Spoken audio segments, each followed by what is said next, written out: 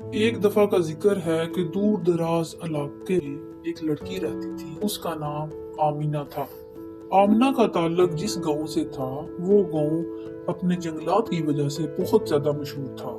उन जंगलात में आमू की काश्त सरे फहरिस्त थी, इसलिए वहाँ के जो लोग थे उनका रोजी रोटी कमाने का जरिया आमू की खरीदो फरोख्त था। इसी वजह से गांव के लोग हर साल में एक दिन मुतहस करते जिसमें वो आमू की खरीदो फरोख्त किया करते थे और वो दिन आमू का दिन कहलाता था।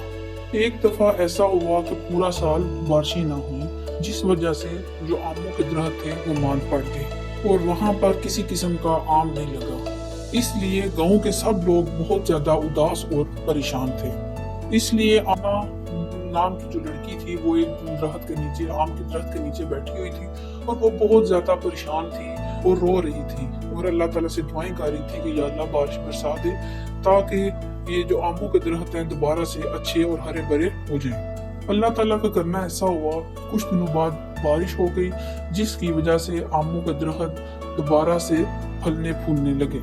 इसको देखकर आमना बहुत खुश हुई और उसने अल्लाह ताला का शुक्र अदा किया।